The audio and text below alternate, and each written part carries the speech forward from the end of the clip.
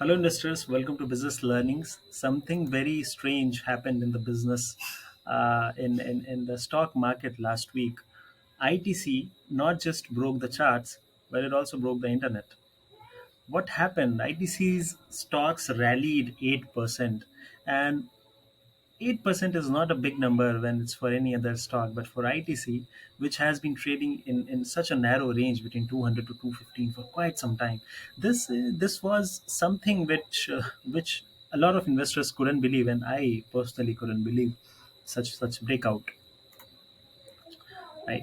So a lot of memes were shared, a lot of cartoons were shared across the internet. It went viral. Just have a look at a few of them.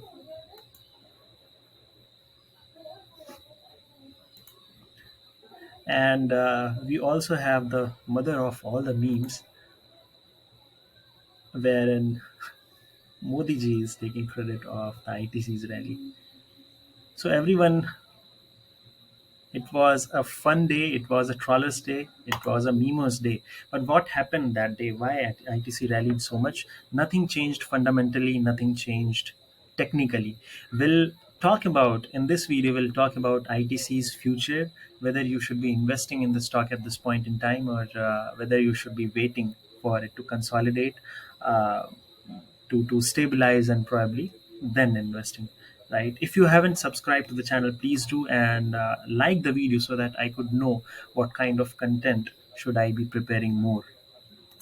Now, ITC is one of the most undervalued large cap companies, private sector companies, in India right now. The reason being, it is still available at a P ratio of 20.4, and with such a big dividend yield, 4.65% kind of a dividend yield. This is a very undervalued stock if you compare it with any other FMCG company. But what is the reason? Why is it trading at so low valuations? The reason is still it is this company is still being treated as a tobacco company and not as an FMCG companies. FMCG companies, for instance, your Hindustan Unilever, Marico, Godrej, there are a lot of them. But ITC, since its majority of revenues, majority of profits come from the cigarettes business, the margins in the FMCG sector is too low, too thin. That's why it has still been considered as a tobacco company, and the valuation that it has received, 20, it is on par with the global tobacco companies across the world, right? So that's the reason the valuations are suppressed. But the good thing is the economy is opening up. A lot of people are now going back to the cigarette shops, buying cigarettes. Uh, there has been decent increase in the number of hotel bookings. ITC has presence in FMCG, cigarettes, hotels, paperboard, agribusiness. It has a diversified presence across multiple business areas. So hotels are opening up. Schools, colleges have already opened up and are in the process of opening up. The sale of copies, papers have increased, and that's why going back to the normal is the next logical step. And the revenues in this quarter, we'll see that revenues and profits will increase for this company. So this is a one short term reason, but last Thursday nothing such happened. Nothing changed fundamentally, nothing changed technically. It was all the consolidation that had been happening for the past few months. Now there are two pain points for this company. The major pain point that I already talked about is ESG. The cigarette companies, environmental, social, and governance. This sector, the cigarette companies, they do not score well in this sector. And in the past few months, there has been a trend in ESG investing that investors will spend a lot of money. Investors will prefer investing in the companies which have a good ESG score, whereas cigarette companies do not have such leverage, and that's why their PE ratios are typically suppressed.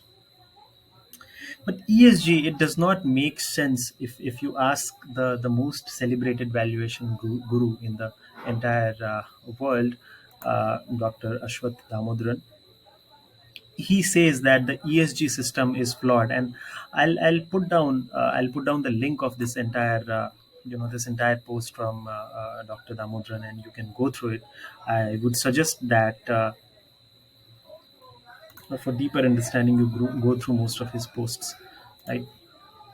So ESG is one major pain point. Another is demerger. A lot of investors have been asking, why shouldn't FMCG business be demerged from the cigarettes business, and then the FMCG business will get a better PE ratio, and that's why, and that's when the value will get unlocked. The prices will keep on, the stock price will perform, but that doesn't happen. That's not easy. If ITC is still a newcomer in uh, in in the FMCG space, it's relatively young as compared to other brands, Marico, HUL, and various others.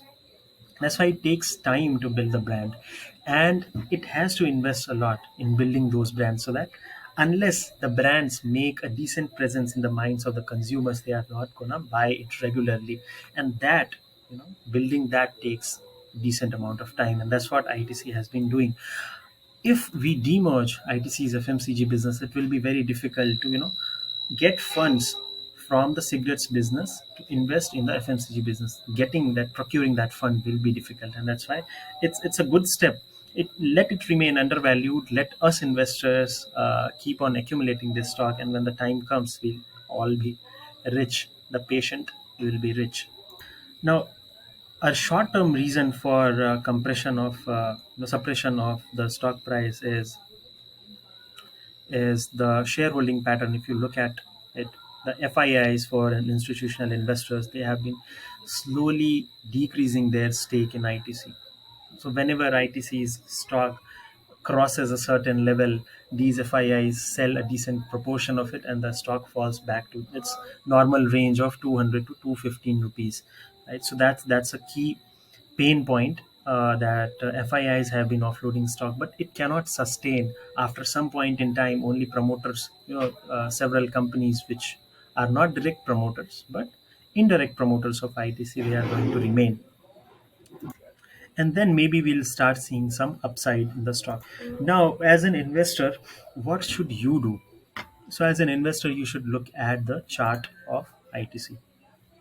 If you look at the chart, you will observe that there has been a consolidation, a long consolidation, between 200 to 220 levels. The stock has been fluctuating between these levels for past quite some time, and very recently it broke those levels with decent volumes. If you look at the volumes were quite decent. There has been a good buying, which means that this rally could sustain, but again a decent selling the next day.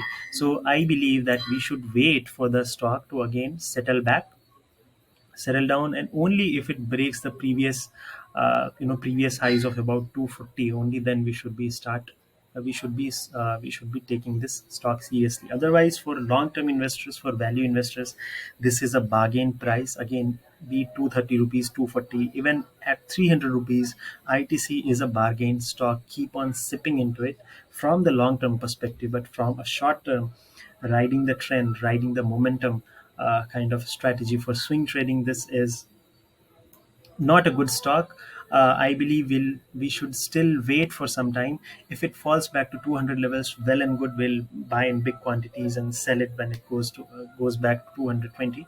But if it crosses this crucial level of 240, and it goes beyond, let's say, 245, 250, then we'll believe that it has picked up some momentum, and we can start accumulating the stock for decent, you know decent sized short term profits. And as I said, for long term investing, it's a very good stock. Current dividend yield is about 4.65%, I believe, and this is much better than the FDs, the fixed deposits, because in fixed deposits you'll have to pay 30% on the interest that you earn, whereas for the capital gains or for the dividend income taxes, you so the dividend distribution, so the dividend is taxed at about 10%, and for FD, since it's 30%, even the rates are similar. Uh, the dividend income is going to give you better value, right? So this was my take on ITC and what's happening in the market for this particular stock. Please put down your questions in the comment box if you have any, and see you in the next video. Thanks for watching this entire video.